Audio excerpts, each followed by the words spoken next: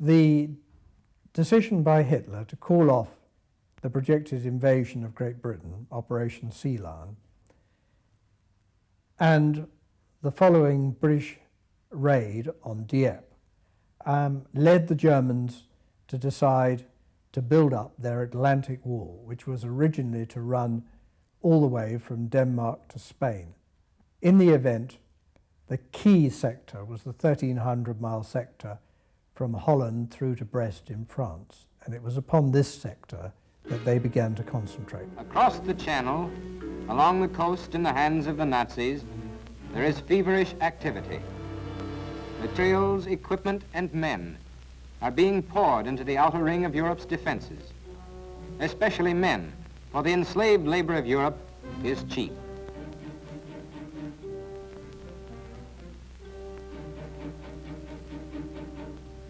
This is Hitler's newsreel. It is being shown throughout Europe to convince the subject peoples that their hopes of delivery are vain, to convince the German people that their fears of invasion are groundless.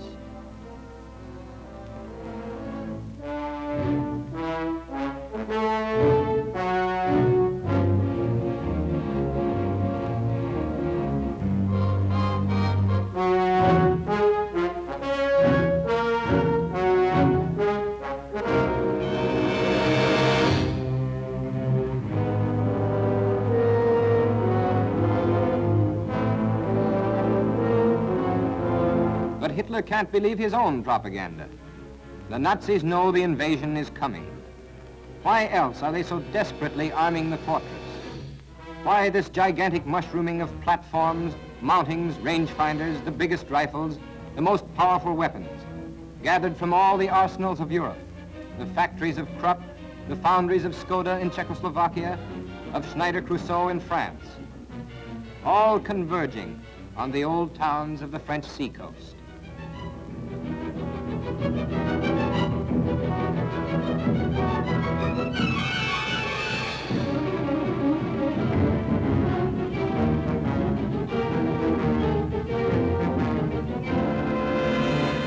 The master's plan, the conquered people work.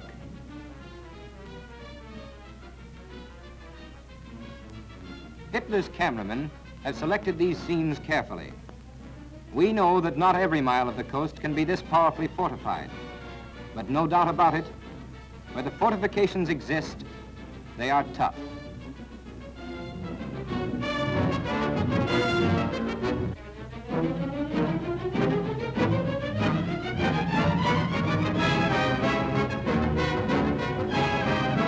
These are new guns. The Nazis never dreamed they would need coastal batteries.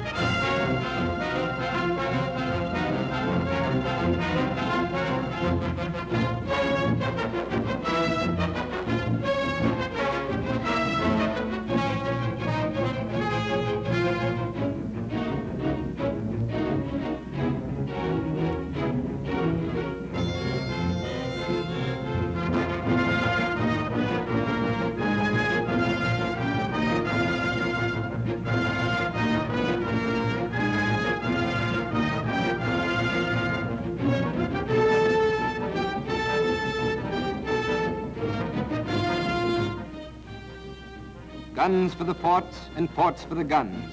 Scaffoldings cover the land and the concrete sets. They used to sneer at Maginot lines, but now they multiply redoubts and emplacements.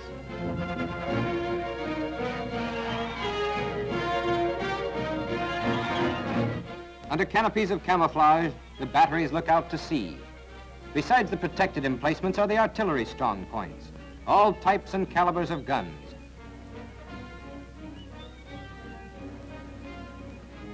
Then the trenches, the barbed wire, the pillboxes. A myriad system of defenses, organized in depth, spiderwebbed along the headlands and the beaches, the valleys, and the hills behind.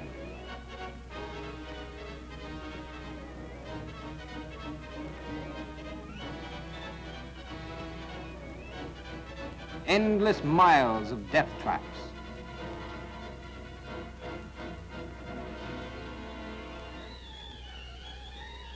Every day that the Allies are preparing for the great offensive, the Nazis warn us they are preparing to meet it. For the offensives to succeed, all this must be weakened. Already Allied squadrons are bombing these positions, blasting the camouflaged hillocks, jarring the aligned gun mounts. Flying fortresses and liberators, Wellingtons and Marauders are dropping huge tonnages of steel and explosives to crush these Nazi-prepared positions. The enemy is well armed, well trained, thoroughly on the alert with the best of modern equipment. It will take tremendous air strength to deal with these obstacles. Against this powerful array of concrete walls and steel guns, only a mightier mass of steel and explosives will avail. Invasion is bound to be costly, but the more overwhelming the assault, the less the cost. The strength of our assault waves begins in our factories at home. Along with the Atlantic Wall, the Siegfried Line was Germany's main protection. And this protective belt was designed to hold back the Allies from breaking into Germany. In fact, its original construction in 1937 to 38 had been for an entirely different purpose, and that was to protect their flank against France whilst they settled matters to their east with their invasion of Poland and their other campaigns.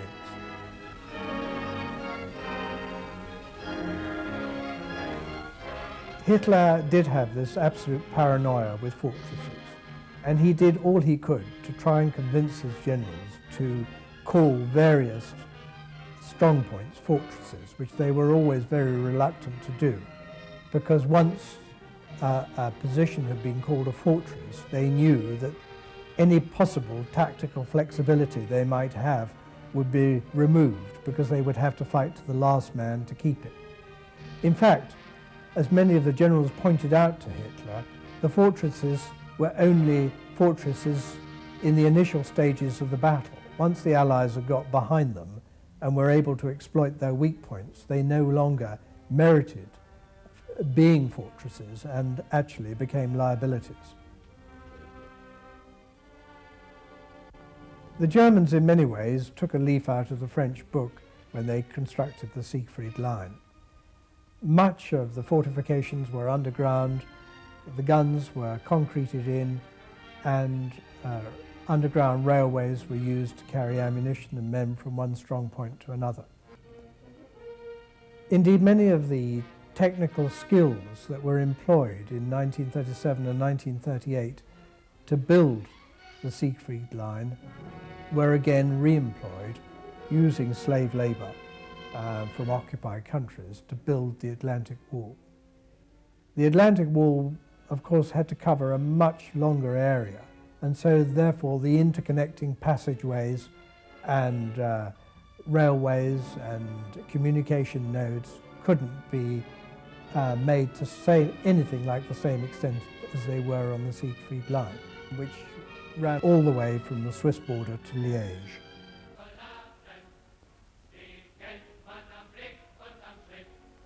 The German army marching tunes, many of them originating from the First World War, were very indicative of the extremely high morale of the German army at this stage.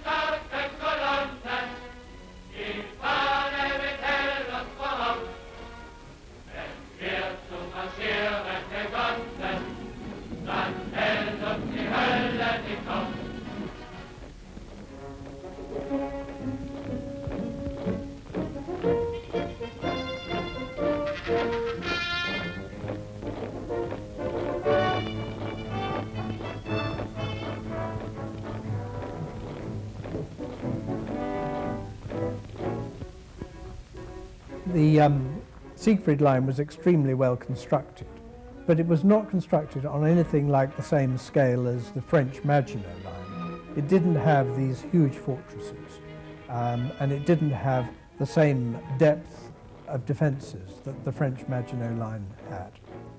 But it was well constructed. It had taken an enormous amount of labour to construct it, and it had something like 13 divisions defending it.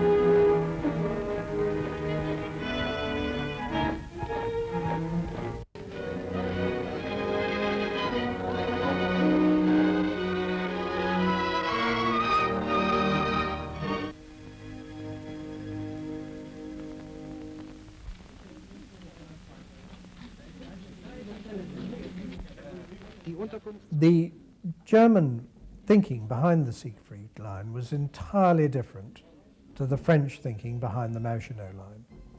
The French had suffered most appalling casualties in World War I, and the Maginot Line was really the embodiment of their defensive mentality. Now, the German thinking behind the Siegfried Line was entirely different. They did not have a defensive mentality. They had an offensive mentality. And therefore, their positioning and building up of the Siegfried Line was simply to enable them to operate their offensive policies in the east with a free hand, unafraid of any or unthreatened by any French attack on their western frontier. In fact, their whole thinking was thoroughly successful, because the French, mindful of the awful casualties they had had attacking German prepared positions in World War I, never seriously attempted in the early stages of the war to breach the Siegfried Line. There was a certain amount of patrol activity, but no major coordinated attack was ever made on the Siegfried Line, and that absolutely justified Hitler's thinking in its construction and its manning by comparatively few Germans throughout.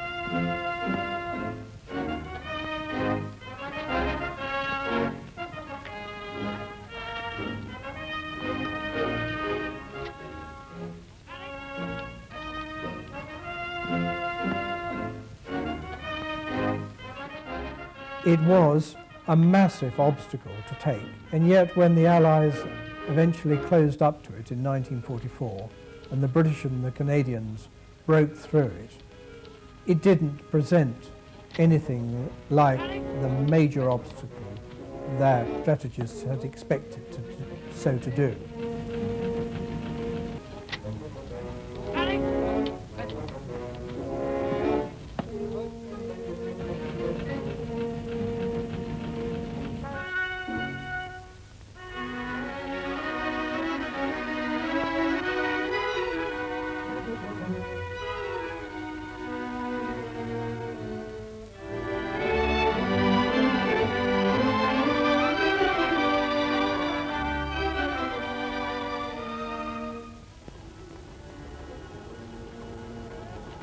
But of course by that time the German army was severely weakened and its fighting power had greatly diminished.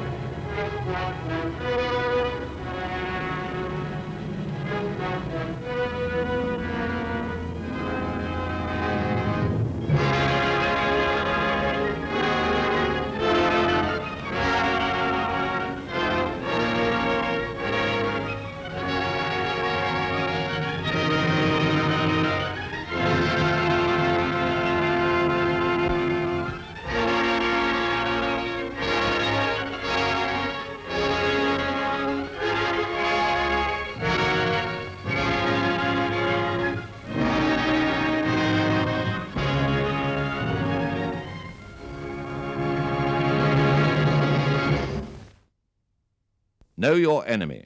One of the largest German aircraft that you might see is the Messerschmitt Me-321 Gigant, or Giant. It's built to carry either parachutists or war material, or both. The Me-321 is massive, with a wingspan of over 180 feet, and it's over 93 feet long. This glider is of braced high-wing configuration and constructed of welded steel tube, wood, and fabric. It's therefore vulnerable to attack, either from the air or gunners from the ground. Access to the main cabin is either through large clamshell doors in the nose or by doors on each side of the rear fuselage.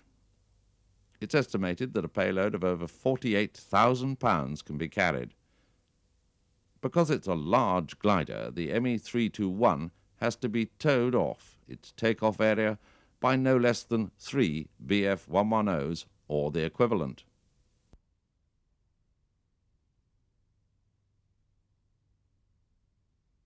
The Me-323 is, in effect, a powered version of the 321.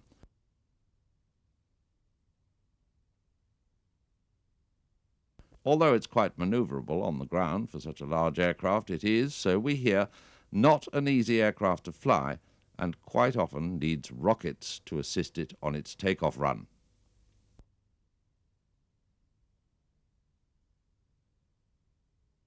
The Me-323 is very slow, with a top speed of around 135 miles an hour, so it is vulnerable to attack. These films about the recognition of German aircraft were not only shown to the Royal Air Force, who probably knew about them anyway, but were shown to all elements of the British Armed Forces, the Army, anti-aircraft gun units, the Navy as well. And one has to visualize Army recruits at this stage marching down to the AKC in the evenings and watching these recognition films on a regular basis every evening to try and get a feel for enemy aircraft and also all other forms of enemy equipment. Apart from its size, it can be easily distinguished by its 6 radial engines, which can easily be seen from the ground.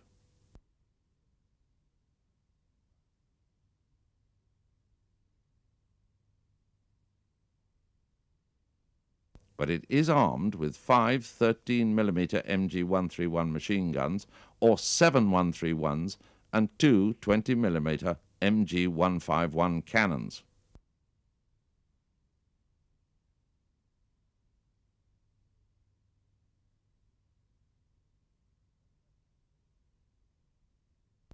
At low level, its 10-wheel undercarriage configuration can be easily identified.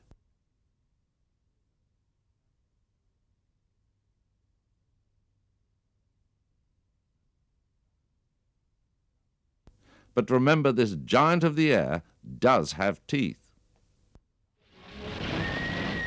This Me-109 is the German equivalent of our Hurricane or Spitfire. It's easily spotted with its clipped wings and streamlined appearance. It has already proved itself in the Spanish War. It's fast and very well armed with machine guns and a cannon firing through the propeller boss. We understand that it has a fuel-injected engine, which means that the Me-109 can fly inverted for long periods of time. Fighter pilots, take note. On the ground, you will notice its very narrow undercarriage. This, coupled with its long fuselage, means that it is susceptible to ground looping in inexperienced hands. The Me-109 is a very potent fighter, so watch out for it. The Junkers Ju-52, or Iron Annie, was by far the leading European civil airliner during the 1930s. Hundreds of them have been converted to carry troops and paratroops in all theaters of the German war. The Ju-52 is readily distinguished by its 3 BMW radial engines, 2 in the wings and 1 in the nose. You just might see the Ju-34, which is another airliner that's been converted for military use. It only flies at just over 100 miles an hour, so it is very vulnerable indeed.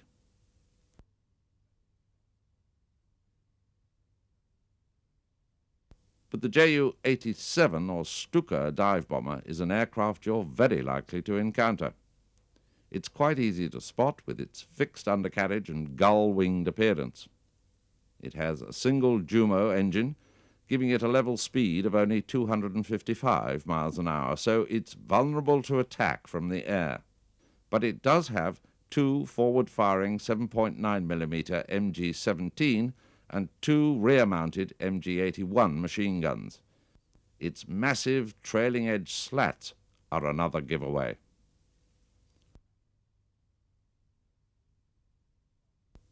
Still with Junkers, the Tu-52 is another transport aircraft. The Tu-52 is distinctive because of its size and 3 Bremo engines, 1 in the nose and 1 on each wing. The latest version is made primarily of wood rather than metal. The Henschel 126 is a light photo reconnaissance aircraft. It's the first all-metal aircraft of its type to enter service with the Luftwaffe. It has an unusual parasol wing with the absolute minimum of support struts and large fixed undercarriage. The 126 is powered by a BMW radial and accommodates a pilot and an observer gunner. The aircraft is used mainly in conjunction with the Luftwaffe's Army Cooperation Reconnaissance units, either by day or night over the battle areas, so look out for it. The 126 only does 193 miles an hour, making it a reasonable target. It has 1 forward and 1 rear machine gun, plus room for 10 10-kilogram bombs carried in 2 fixed containers in place of the cameras when required. The Henschel HS-123 was designed as an interim dive bomber in 1935. They proved themselves as an element of the nationalist forces in Spain during the Spanish Civil War and were successful in the ground attack role in Spain, Poland, Belgium and France. It's a biplane with a large radial engine, and it's armed with 2 7.9 MG machine guns and a variety of light bombs. It can also carry a cannon. The Blohm & Voss BV-141 is a unique shape in the sky. It's an observation aircraft with the crew nacelle mounted to one side of the fuselage. The radial engine is mounted on the center section of the monoplane wing, giving the aircraft a distinctive lopsided look. Intelligence suggests that there are very few BV-141s in operation, so the likelihood of spotting one is remote.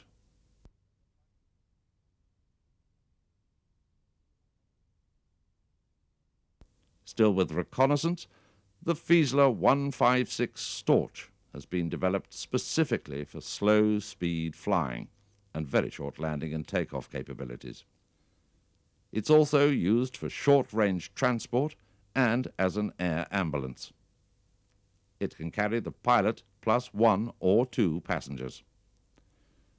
The Storch will reach a meagre 109 miles an hour, but it can land in very enclosed spaces, and it is armed with a light machine gun. The Dornier Company is known throughout the world for its pre-war airliners. The Dornier Do-17 was designed for Deutsche Lufthansa, but nicknamed the Flying Pencil, it proved too cramped for airline operation. The Do-17 was the first type of German aircraft shot down by Fighter Command on the 30th of October 1939. The Flying Pencil comes in 2 versions, as a medium bomber and reconnaissance.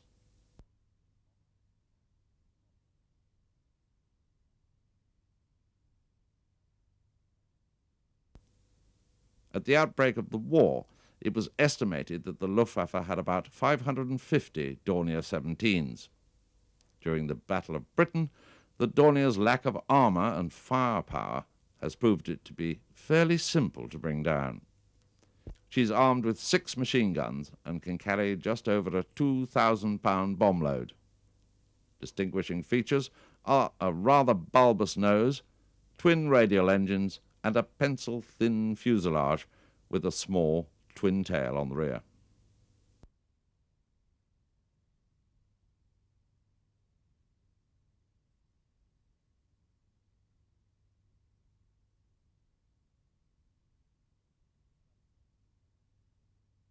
This is a development of the Do-17. It's the Do-217, which was first flown in 1938.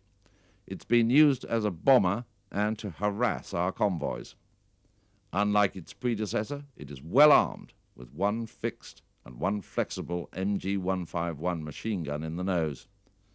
There's also 1 MG-131 in a manually operated dorsal turret, 1 in a lower rear firing position, and 2 MG-15s in a lateral firing position. The aircraft is produced in a number of forms, but the Do-217K has a tail cone housing a battery of 4 fixed rearward-firing MG-81 machine guns. Fighter pilots, beware. The Dornier has also been developed as a night fighter, with a redesigned solid armoured nose, and it's fitted with 4 20mm cannon and 4 machine guns. Essentially, the aircraft still has its pencil-like appearance, with twin Daimler-Benz engines set in a 62-foot wingspan. We now see at the very end of the war the production by the Germans of an extremely sophisticated jet fighter, the Messerschmitt 262. This was way ahead of its time, and its appearance in the skies over Germany came as something of a shock to especially Bomber Command. Its recognition was comparatively easy if you could see it quickly enough, but it was a very fast and manoeuvrable fighter, which came out, fortunately, at the very end of the war. The radical Me-262 jet fighter entered operational service in 1944 with the German Luftwaffe, and it represented the pinnacle of technical development achieved in a mere 4 years. It was designed as a fighter, but under the orders from Hitler himself, it was redesignated as a fighter-bomber. Then, after disastrous results in that role, it was turned back into a fighter again. Perched on its tricycle undercarriage, the single-seat cockpit was set well aft in the fuselage, giving the pilot an excellent field of vision both forward and aft of the wing, and over the long nose, which housed the exceptionally heavy armament of 4 3mm Mk108 cannons. The Me-262 was powered by twin axial-flow Junkers Jumo turbojets mounted under swept-back wings. The gun sight was retractable to aid the pilot's forward vision on takeoff. The seat could be raised or lowered, and the angle of the rudder bar changed to suit each individual pilot. Aft of the cockpit and self-sealing tanks were radio equipment, and the automatic compass.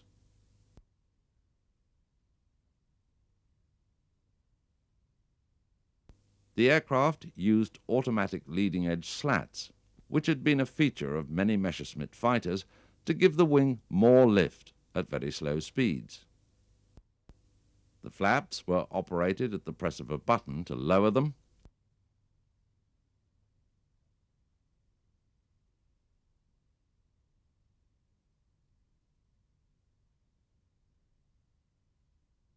and another button to raise them.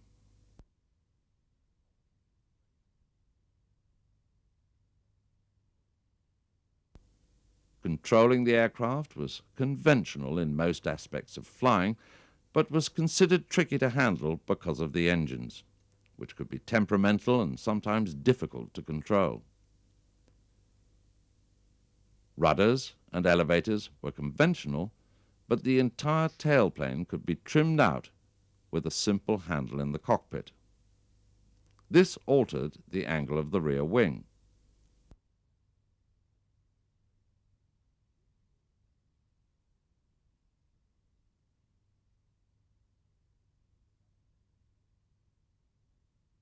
The rudder pedals were equipped with toe brakes, and a large handle on the side of the cockpit operated the tricycle undercarriage.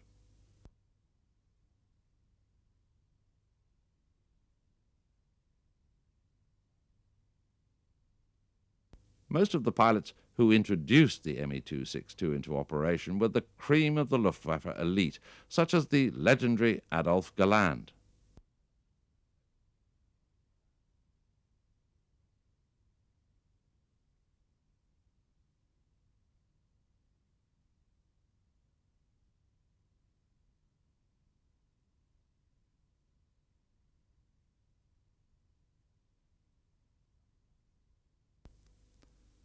As a gun platform, the Me-262 was considered steady, although there was a noticeable pitch up during the gun firing, which tended to increase the deflection and tighten the curve of pursuit attack.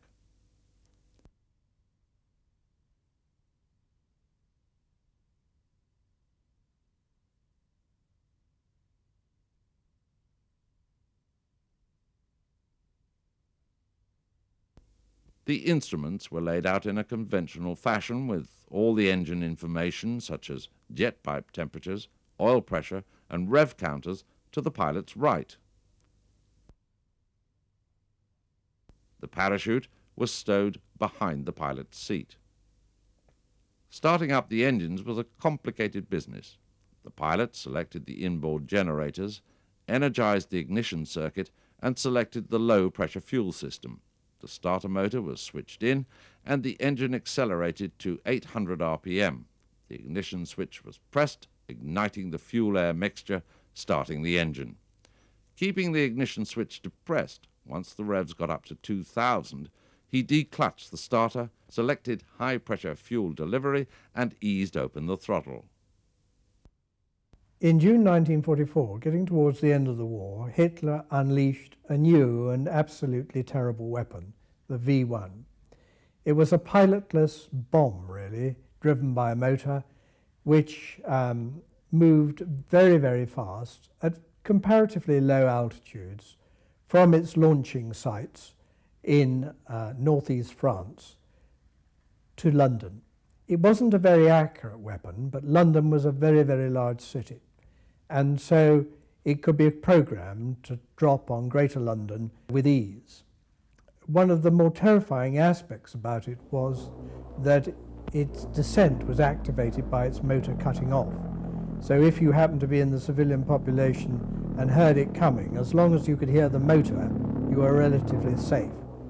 But it doesn't need great imagination to realize that when the motor cut off, you were absolutely terrified. You had no idea where this massive explosive head would drop. London is doomed, said Dr. Goebbels, and Adolf Hitler's intuitive propaganda experts claimed that in its first few days of attack last June, V1, the flying bomb, the robot bomb, the buzz bomb, had almost entirely removed the city of London from the war-scarred face of the earth. But soon even German propaganda changed its spots. Once again, the great, patient, enduring city of London was suffering. Suffering, but alive. You can sit back in your seat in this theater and see and hear V1, but you cannot imagine how London suffered and worked and fought. Find yourself as V1 might have found you, coming at you from dawn to dusk, from dusk to dawn. Any day, all day. Any night, all night. For 80 days and 80 nights. 23,000 buildings utterly destroyed. 1 million damaged. Over 5,000 lives lost. Over 16,000 broken.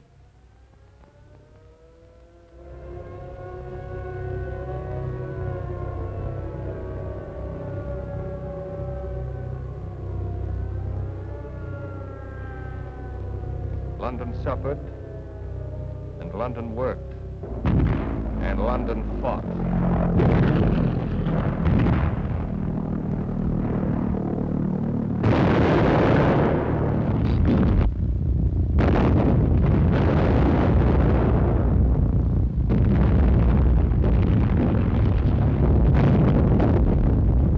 In the 80 days of the V1 Blitz, you bring down more than 1,500 bombs with Ack-Ack.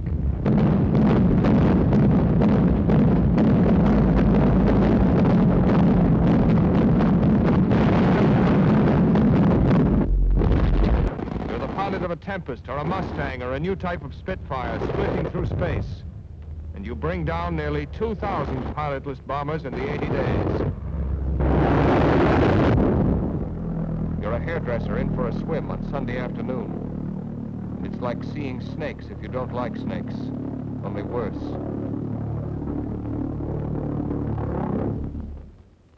You're a citizen of southern England, and it's a matter of life and death. Your life. And your death. You're a roof spotter or any kind of spotter, and there's nothing you can do except watch out for them and pray. London wasn't doomed, as Dr. Goebbels said, and London wasn't finished. But London was hurt. 50% of V1's total of 8,000 launchings were brought down.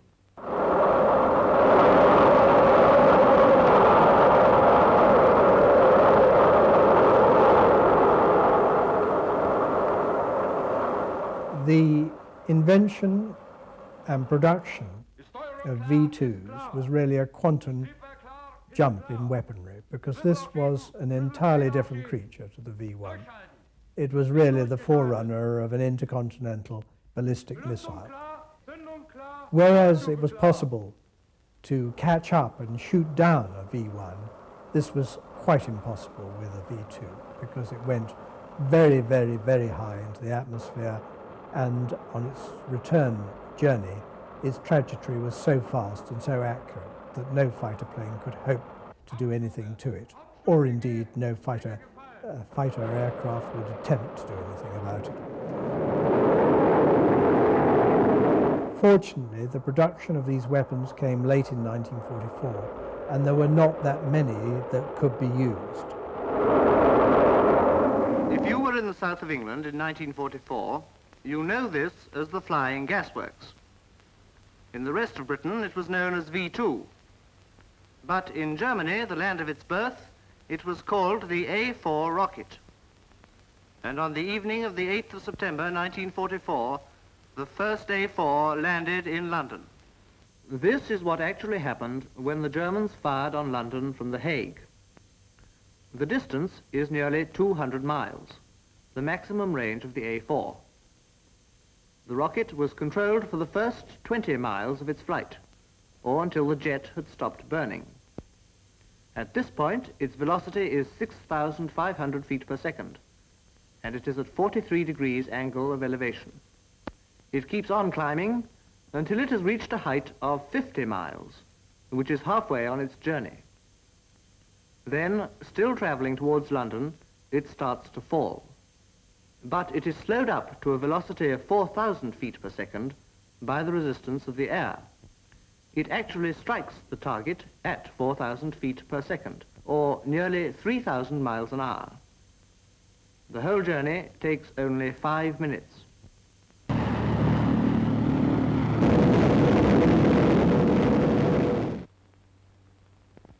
Schools, hospitals, churches, time-famed landmarks were high among Adolf Hitler's targets of blind chance.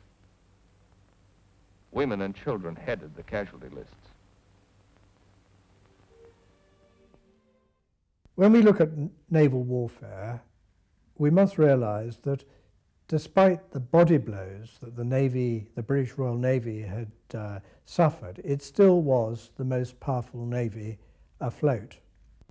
And therefore, both the Germans and the Italians sought to counter this naval supremacy by using underwater weapons, which was one way of getting at the British Navy without risking above-surface combat. As we can also see, the Germans learnt a lot from the Italians and developed their midget submarines using many of the skills that the Italians had honed. One of the strangest stories of World War II is the story of sneak craft attacks, by swimmer or diver, by human torpedo, by midget submarines, explosive boats, and torpedo boats. In the Mediterranean alone, from Alexandria through to Gibraltar and Algiers, Italian sneak craft accounted for over 150,000 tons of Allied shipping. The simplest form of sneak attack is the swimmer or diver, using a tight-fitting rubber suit to protect him from the cold and flippers to increase his striking range. He could reach targets of up to 5 miles. The breathing apparatus developed by the Italians showed great skill in design. The single oxygen bottle allowed the divers to work underwater for at least half an hour. For attacking shipping, the Olympus mine, including charges, contained some 4 to 40 pounds of high explosives. They wrecked the Nijmegen Bridge by guiding charges down the river. Throughout the war, they successfully blew up locks along the inland waterways. In attacking ships, the diver almost always approached the targets on the surface, relying on his head net to camouflage his face from the lookouts. On reaching the target, he put on his nose clip and mouthpiece for underwater breathing. He filled his lungs with oxygen and submerged finally to the bilge keel.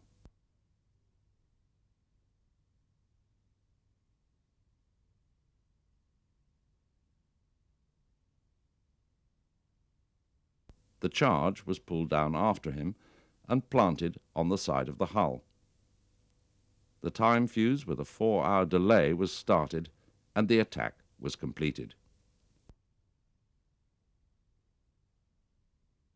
For the divers, the Nijmegen Bridge, the canal locks, but only a few Allied ships. The most successful Italian sneak craft was their version of the human torpedo, the SLC. Popular opinion to the contrary, the SLC was not a suicide trap. It was a modification of a standard torpedo which carried 2 men and 2 heavy charges to the target. The 2 280-pound warheads were in turn clamped onto the nose of the torpedo for delivery and were readily detachable at the scene of action. One of them was easily capable of breaking the back of a merchant ship. Together they could, and did, put a capital ship out of commission for a whole year. The craft was designed to put as little strain as possible on the operator during his long ordeal. There were simple aircraft-type controls for the hydroplanes and rudder, a motor switch with 4 speeds forward and 4 reverse, electric pumps to fill or empty the ballast tanks. The overall length of the SLC was 22 feet, and it weighed a little over 1.5 tons. The two high-pressure bottles carried enough oxygen to last the torpedo men from 5 to 6 hours of continuous use underwater. The captain of the craft sat in the forward position. He handled the controls and did the navigating. The cruising range was 15 miles at a cruising speed of 2 knots. In December 1941, 4 of these crafts scored a triumph roughly equivalent to a major sea victory. Slipping into Alexandria Harbour undetected, they proved the craft's superior maneuverability and unusual striking power. Each pilot approached to within 50 or 60 yards of the target with only his eyes above the water. At night, detection was almost impossible. Then he submerged and ran slowly and silently to his target.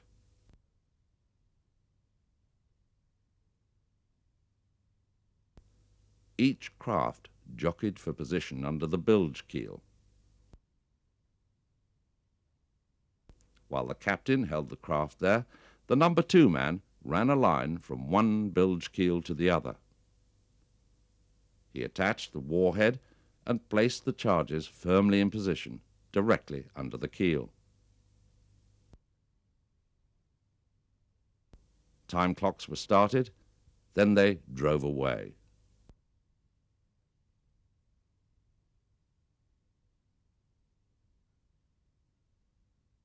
In this manner, 2 British battleships, the Queen Elizabeth, Valiant, and an Allied tanker, 80,000 tons of shipping, were sunk in Alexandria Harbour in a single night. Later at Gibraltar, they were able to bag 9 British and American merchant ships. This constant threat of surprise attack was almost as much of a strain on the Allies as the 150,000 tons of shipping actually damaged or sunk. The Germans were inevitably attracted by these spectacular Italian successes. By the spring of '44, they organized a corps of 10,000 officers and men. Their first successful craft was a one-man human torpedo. The real torpedo, the Child, was slung below the mother to carry it within close firing range of the target. Every detail of the design and operation of the mother was carried out with typical German thoroughness. A welded steel trailer assured rapid delivery at the launching point. Here was a fairly effective weapon with mobility so that it could be quickly concentrated for an attack. As originally designed, the German one-man torpedo was purely a surface craft. Through inexperience, the first ones beached harmlessly on Anzio Beach without firing their torpedoes. They were the subject of more curiosity than alarm. Later, in the summer of '44, they carried out successful surprise attacks. The low profile of the Wash, with only the dome visible, made the run-in on a dark night relatively easy. But once he had fired his torpedo and his presence was known, he was quite helpless against counterattacks. The Germans could ill afford to sacrifice their trained men. The next craft were built to dive, and they were found to be fully operable to depths of up to 90 feet. It handled well and maintained an even course. It had a speed of 1.5 knots, and on the surface a speed of some 2 knots. Her ability to dive thus immeasurably increased her effectiveness, and the maneuverability under water exceeded expectation. The operators even found they could perform radical maneuvers without losing control. However, the operator couldn't see underwater well enough to make an attack. His run-in to firing range usually made a wash. Even under these conditions, visibility was something less than ideal, making extremely close range necessary to allow the torpedo to be fired with any degree of accuracy. 50,000 tons of shipping were sunk or damaged in the last year of the war. It amounts out of all proportion to the human torpedo losses suffered by the Germans. The development of the midget submarine by the Germans is another chapter in the story of sneak craft effects. First in point of time was Mulch, an all-electric one-man midget. It filled the essential requirements of ease of handling by truck to the point of launching and dropped by crane into the water. Mulch was not very successful. Her range was a mere 75 miles. She was slow and cumbersome on the surface. Her batteries, which filled the whole forward part of the craft, could drive her up to 4 knots. But the swells and anything but calm seas battered her oversized hydroplanes unmercifully. Yet she had her good points under water. The thin hydroplanes gave the operator excellent control of the craft. She submerged and surfaced with fair success. Under actual operating conditions, she failed to measure up. And after 2 15-boat sorties in which all 15 craft were lost, she was abandoned. Her successor was the streamlined Beaver, which sacrificed strength for speed. A petrol engine was added for surface cruising and recharging the batteries, but her normal range was still restricted to 75 miles. The concavities in the hull allowed the torpedoes to be carried outboard without greatly increasing the drag of the craft, but they in turn weakened the hull to a considerable degree.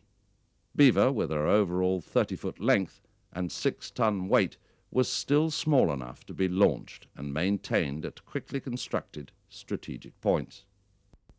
In her trials, she proved faster and more maneuverable than Mulch. She was also tricky to handle. The observation cabin afforded only restricted visibility to the operator. After Mulch was abandoned, Beaver was used constantly against shipping in the port of Antwerp. She had little success and suffered heavy losses. In 15 sorties using 163 beavers, 53 of them, almost a third, failed to return.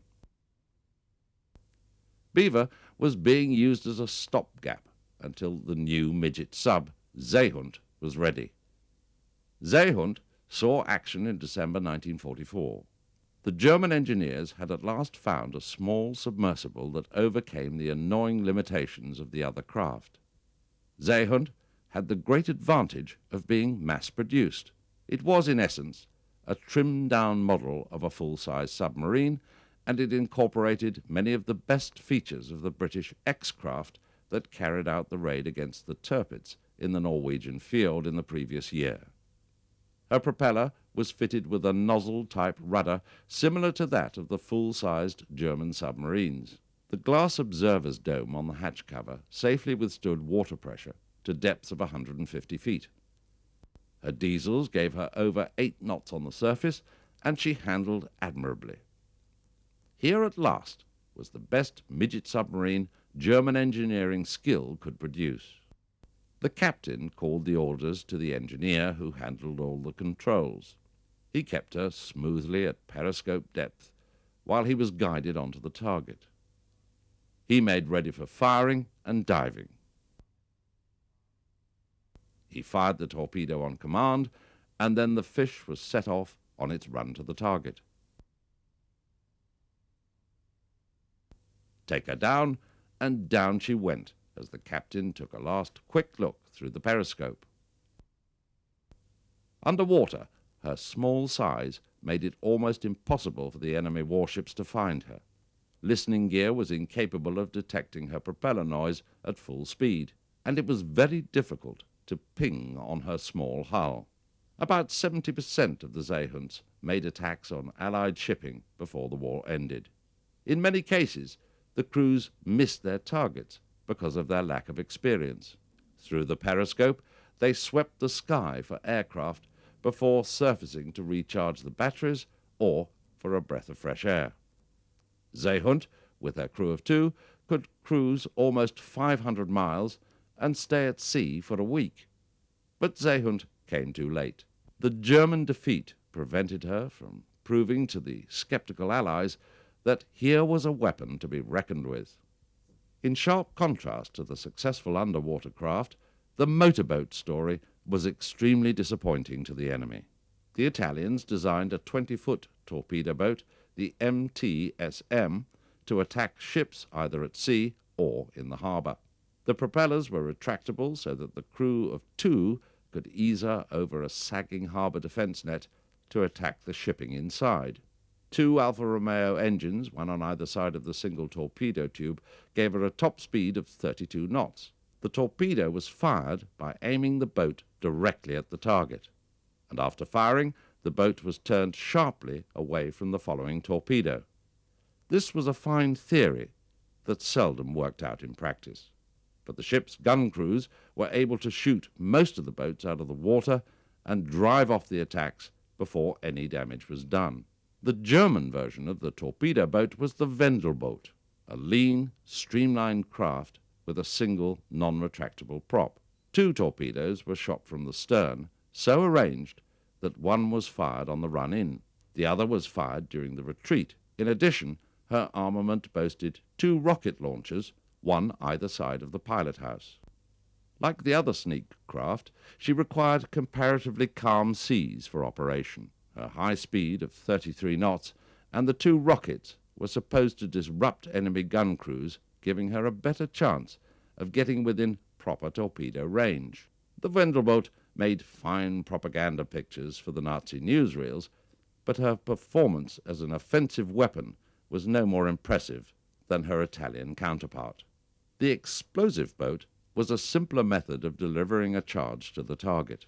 The Italians had used this successfully in the last war and continued to experiment in the 1920s and 30s. They developed a hull that planed beautifully, and an Alfa Romeo engine gave speeds of up to 30 knots. The combined propeller rudder could be swiveled at will. With a trained operator at the wheel, the usual type of torpedo net defense could be hurdled with comparative ease, although in actual operation the boat was sneaked over the net as quietly as possible under cover of darkness. In the early years of the war, the Mediterranean was alive with these craft, but the ease with which they were spotted and their extreme vulnerability to gunfire placed them in the category of nuisance craft rather than effective offensive ones. Nevertheless, because it was a cheap way of delivering a massive 800-pound charge to its target, the Germans copied the Italian explosive boats. Trailer-drawn, and usually launched directly from the trailer, the German craft Linzer was a much cheaper mass-produced boat with a Ford V8 type engine, non-retractable prop, and indifferent seaworthiness. In the dying days of the war, the Germans played up Linzer to bolster morale at home. Spectacular pictures of this secret weapon and fake shots of the damage they could do were intended by the Goebbels machine to whip up the starving Germans into a frenzy of enthusiasm. The driver aimed his boat like a gun, locked his controls on a collision course, and at the last possible moment jumped. The 800-pound charge detonating on contact supposedly did the rest. Near the end of the war, the Nazis formed a new combat unit to man radio-controlled explosive boats. The radio control man in the pilot boat steered the other craft and could regulate the speed. 3 boats made up a combat team, the pilot boat and 2 explosive boats. A pilot drove each explosive boat until an attack was started. Then he jumped overboard, and to quote the Germans, he was nearly always rescued, either before or after the operation. Radio control made little difference to save the lives of a few Nazi boatmen. The guns of the escort ships still blasted the boats out of the water with almost 100% success.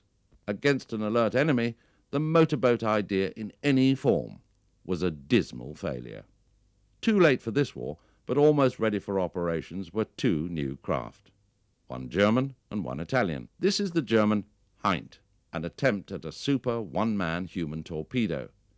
Its increased length doubled its battery capacity, which could be used for increased range, faster speed, or both. But its great length, over 40 feet, made it extraordinarily clumsy, an ever-present potential death trap for the operator. Heint failed with the German unconditional surrender and stopped further experiments. Directly opposite to the German Heint is the Italian SSV, which was also stopped at the war's ending before she could get into action. Except for the midget submarines, Seehund, she is probably the finest sneak craft to come out of the war. The two enormous warheads total nearly 900 pounds of high explosives. The crew of two ride inside a cockpit to protect them from water pressure and to help streamline the craft.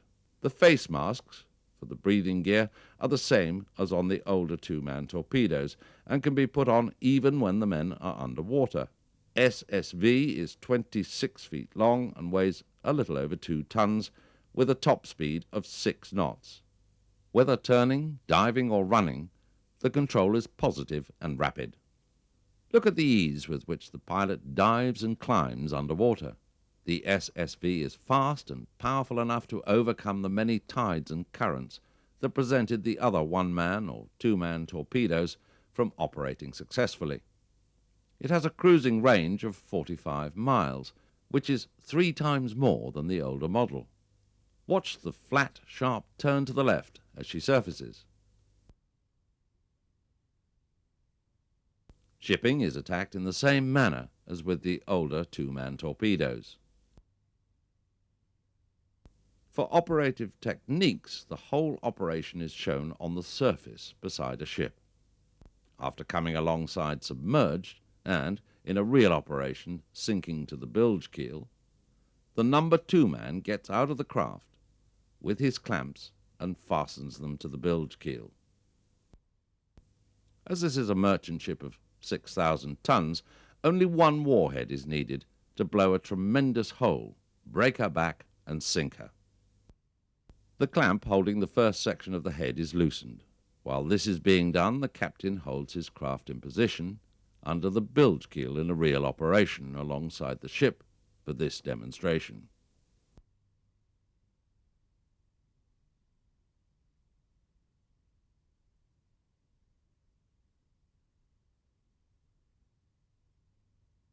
When the head is loose, a twist or two by the man underwater frees it from the craft. As it has only 2 pounds of constant buoyancy, it's easy to pull it under and fasten it to the hull.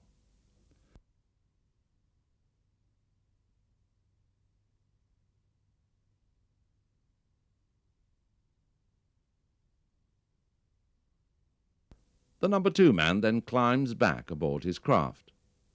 With the second section of the warhead still in place, the SSV can attack another ship, making it possible for the 2 men to sink 2 ships in one operation. This was the array of sea craft pitted against the Allies. The Allies learned by hard lessons that the best defence against them was constant vigilance and a full-dress harbour defence. Attacking a harbour, the sneak craft could easily evade the long-range surface search radar, or deep-water magnetic loops at the harbour mouth. Even the line of sonar buoys on the surface or hydropoles on the bottom could seldom pick up their weak propeller beats. The long-range heralds set up on either side of the harbour will not detect sneak craft. They're for full-size submarines and surface vessels. One possible means of detection is the multi-turn loop, which in some cases will record the passage of the midget craft. Another detection possibility is the short post herald. This device can ping on a very small object, but requires constant alertness, the most expert of operators, and ideal sound and hydrographic conditions. The surface of this water is swept by supersensitive radar that picks up objects as small as a periscope, or a perspex dome, or a swimmer's head. Radio in the harbour entrance control post directs the cutters to the attack.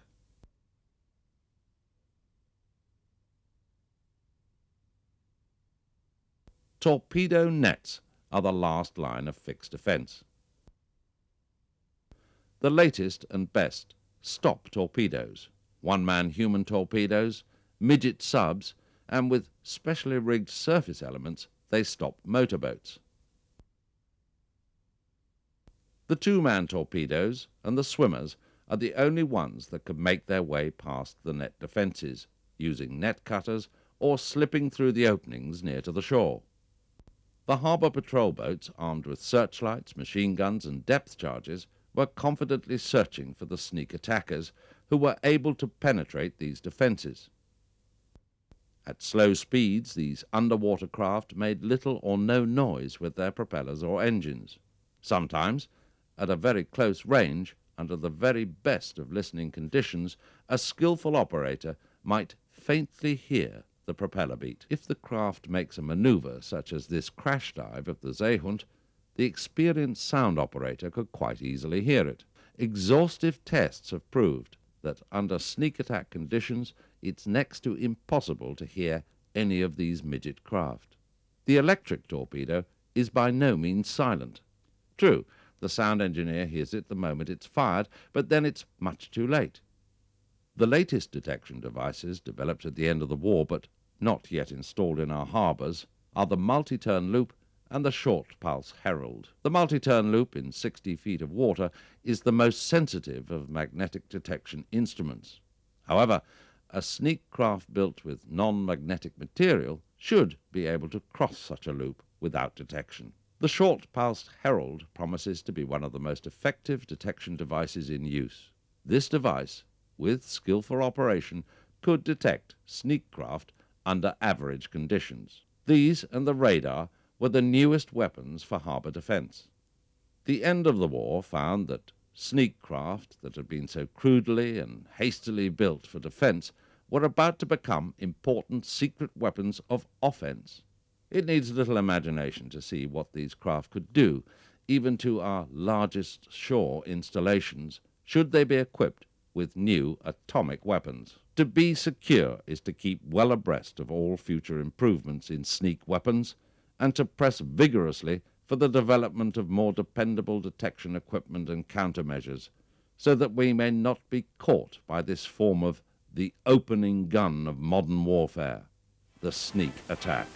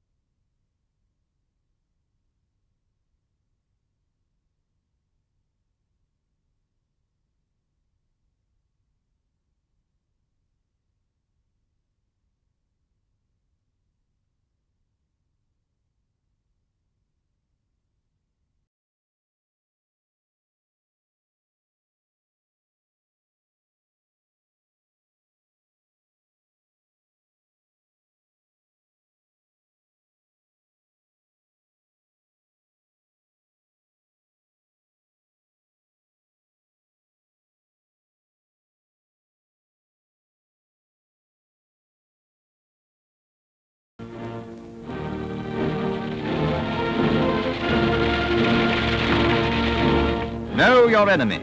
And just as the much-heralded Luftwaffe lies piled up on Britain's scrap heaps, so Germany's whole war machine will vanish into the hot air which created it.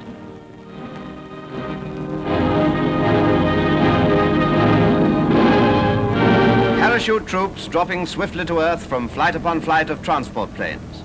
Once a seeming Wellesian fantasy, now an established and proved method by which to strike at an enemy behind the front line, or by which to overcome such vast anti-tank ditches as the Mediterranean or the English Channel. And so that we may not be stunned into inaction by the unfamiliar sight of German paratroops falling through the sky, we must prepare for his appearance amid our British countryside. And above all, we must know our enemy, his strength and his weaknesses. For come he will, and when he comes, airborne troops will be used in the first line.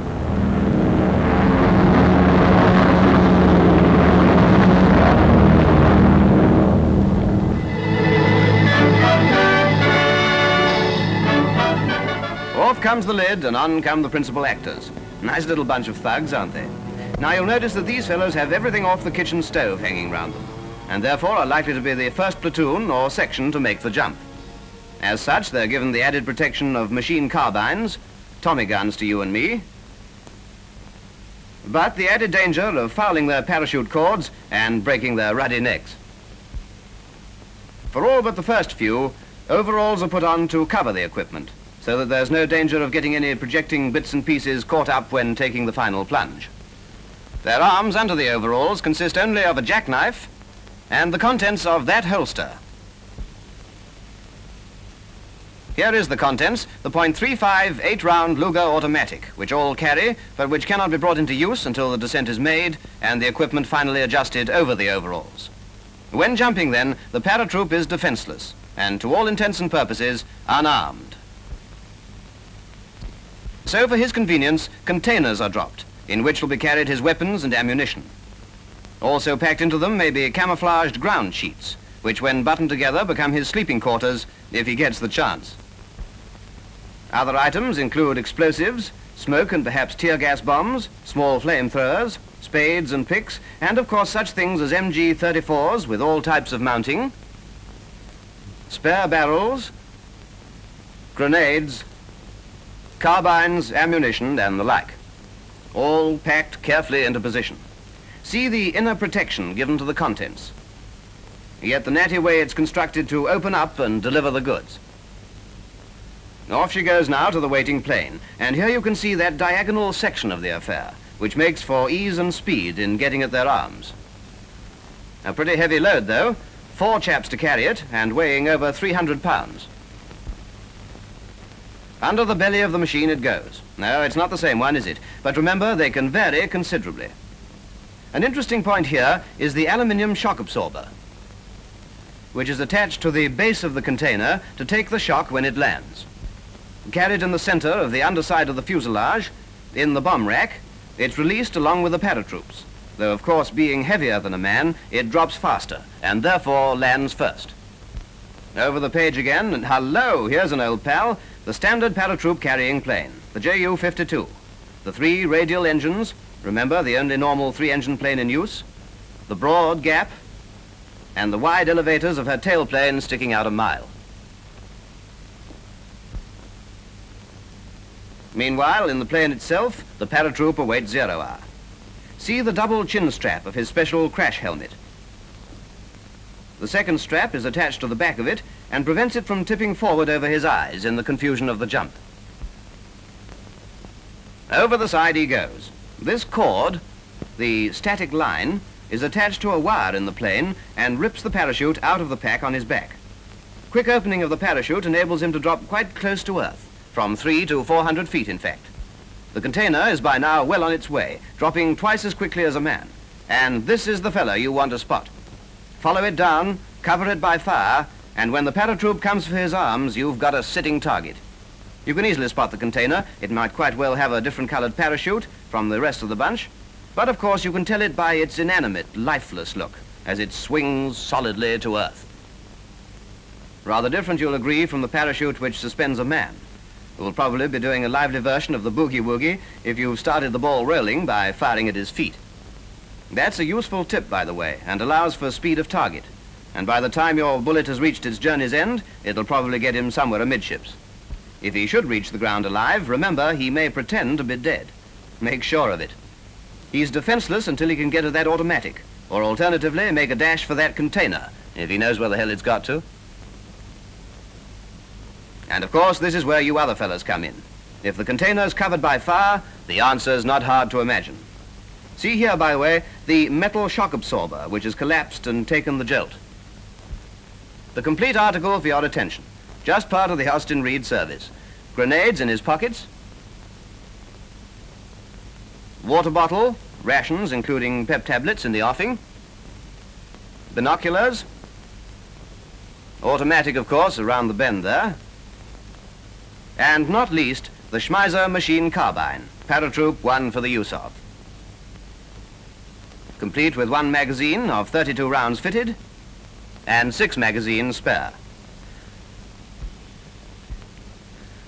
This German version of the Tommy gun is a handy little weapon. It can be fired from the shoulder in an upright position or from the ground, where this supporting magazine makes for accuracy of fire up to 200 yards. Another point of interest is the camouflaged helmet. Jerry knows only too well how one shiny helmet can give the whole show away. But to revert to arms, among the arms and equipment carried in the container are hand grenades, This one is the stick variety. These grenades have very thin cases and therefore very little splinter effect. They're really designed to go off with as big a bang as possible and put the wind up their opponents. Also in the container will be carried the anti-tank rifle, ATR-39. Paratroops know how vulnerable they are to Bren carriers and AFVs. Caliber only 0.31 inch and 35 pounds in weight. Then to deal with other eventualities, the mortars are to hand. This is the 2-inch fellow, rather heavier than our own and no more effective. But what they don't show us here is the 3-inch. Look out for that one. Range up to 2,000 yards. And so to our old friend, the MG-34. Caliber 0.31 inch. Air-cooled, with bipod and tripod mountings, and with about 1/7 of its ammunition, the good and solid AP variety. Though paratroops will take enough food to last them for 2 days, food containers may also be dropped, especially in a concerted or prolonged attack. There's no special significance in their shape, but they may be constructed to fit snugly around the odd circular sausage. Special paratroop sections or platoons land with special equipment. For instance, a signal section may arrive with their equivalent of our number 18 set. There are 2 sizes, the bigger, this one, with a range of up to 15 miles, and the smaller, a 1-man load of up to 10. There's the container for it in the background there, complete with rubber-tired wheels and handle for easy transportation. Besides the standard 3.7 centimeter or 1.45 inch, anti-tank sections may bring the new ATR-41. There's the actual projectile, incredibly small, caliber 0.79 inch. It weighs under 2 ounces, but it's got a very good penetration performance up to 300 yards.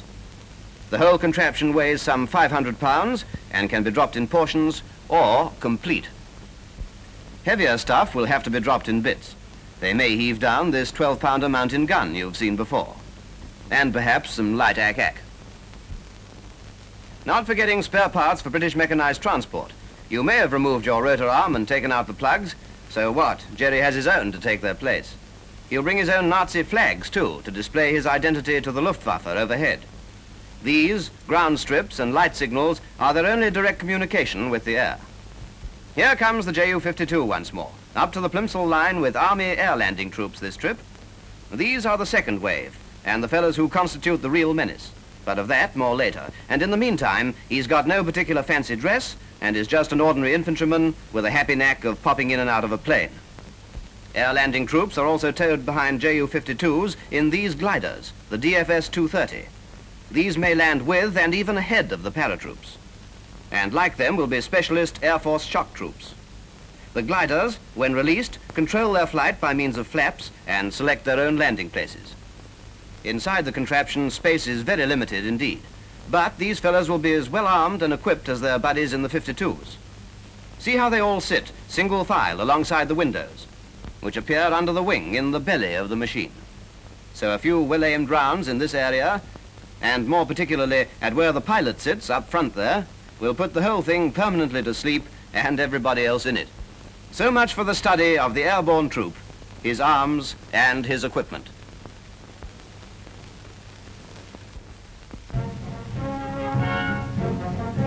Today, thousands upon thousands are under intensive training by the German Air Force, against the time when invasion calls them to the forefront of the battle. They know they stand a very good chance of getting killed, but they volunteer for adventure, and the call of adventure being what it is, young and fit men answer it in steady numbers. So to the scene of impending operations. Contrary to popular belief, the danger from the paratroop is not wrapped up in his appearance down a dark country lane, armed and disguised to the teeth. His major role is in a concerted plan of attack, in which there's a likelihood of 3 or more large-scale landings, simultaneous, but in different areas, in case of the failure of any one. The air transport fleet stands ready, and constant listening watch is kept at the wireless truck nearby. Here's something coming through.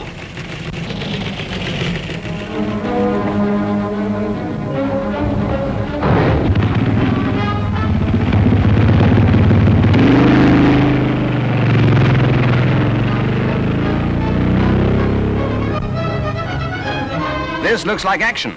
Weapons are given a final check over and packed carefully away.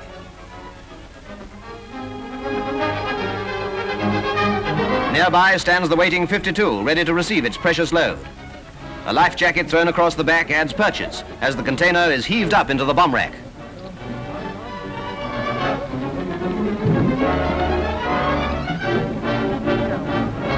Over to the paratroops, donning overalls over equipment and automatic. Helmets securely fitted, parachute harness tightened and made safe. Knee pads to protect that delicate joint from damage on landing. Gloves will be worn to the same effect. And so to a final check over to make sure that nothing can come adrift, and then a dozen at a time, or less when special equipment is to hand, into the 52 they pile. All aboard? Right, let her go.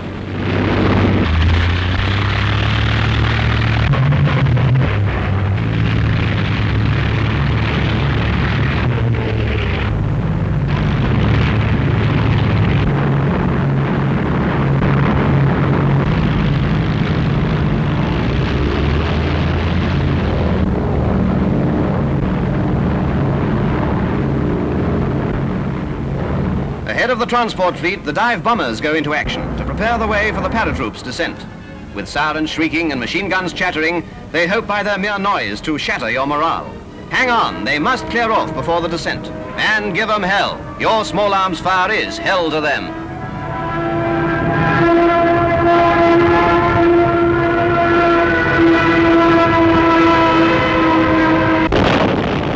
Close on the 87Bs come the 110s, with an eye on the main chance of shooting up aerodromes and grounding the opposition.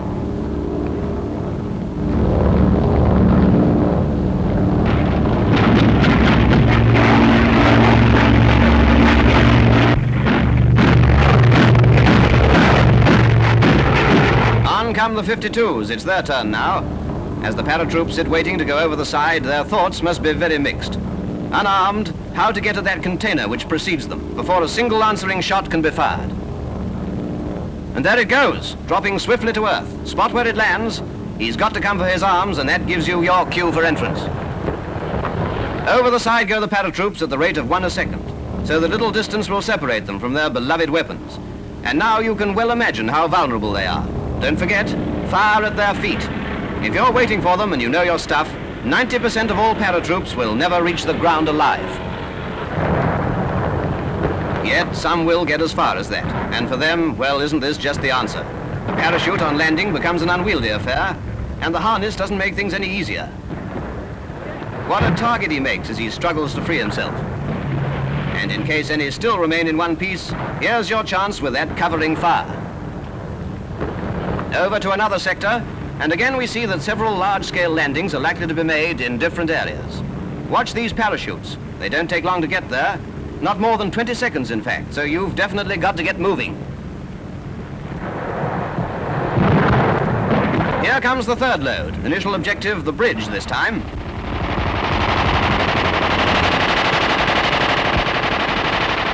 Hello, look at that, a glider. This bears out what we told you earlier.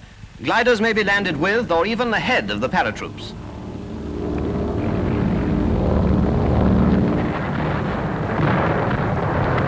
So from the initial cover of wood and scrub, where they may well have gone to ground to recover their morale and join up with other parties, so on with the job. Almost their first requirement now will be transport. Be warned. Remember, the Hun carries rotor arms and spares of many types. Drain unwanted petrol tanks, guard unattended lorries, and deny that unknown passenger a lift. They'll be after draft animals too for haulage purposes once the air landing troops arrive. Even April the 5th here may be pressed into service. They're off. Whoops, very nearly anyway. Paratroops then, not forgetting glider troops, are the spearhead of airborne invasion, making for airfields and landing grounds, capturing strong points and emplacements, attacking lines of communication, clearing obstructions, making good beaches near a port. In fact, securing every facility and initial advantage for the close following air landing troops.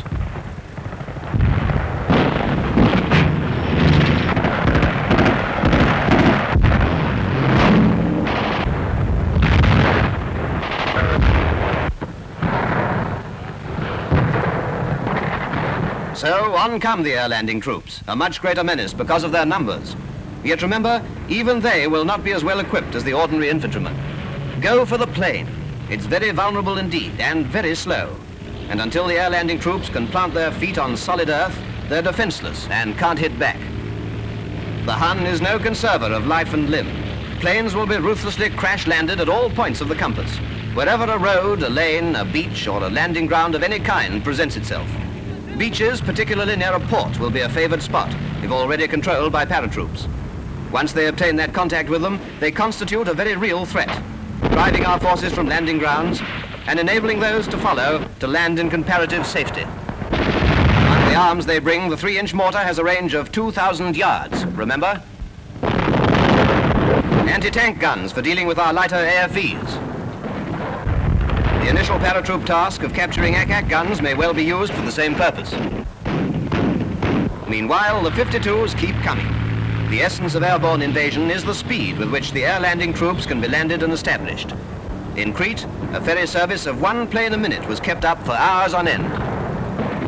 On then to ports and harbors to join up with any forces which may have been able to elude the Navy and disembark from the sea. All this makes no mention of defense.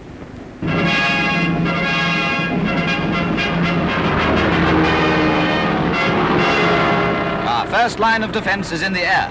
RAF and ack-ack are our first reply to the airborne forces which may be sent against us.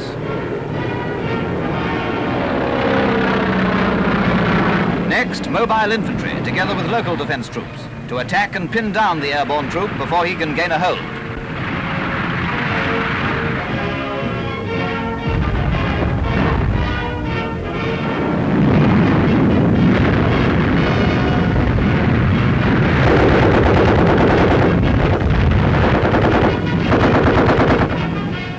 And lastly, tanks and artillery. These are the weapons which Jerry will come up against if by any mere chance he should establish himself in force. Here are the final arguments he'll be called upon to answer. God help him.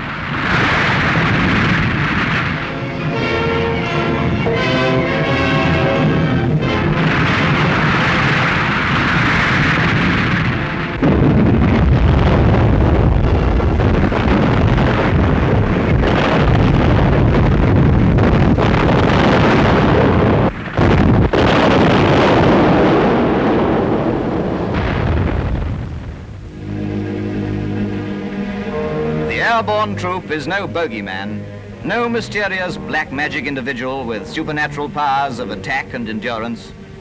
Yet, if we are to be invaded, they will come in their hundreds and their thousands by air.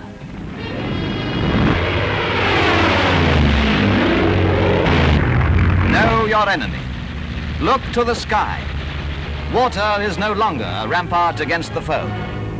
Prepare then that airborne invasion may find you on the AIM.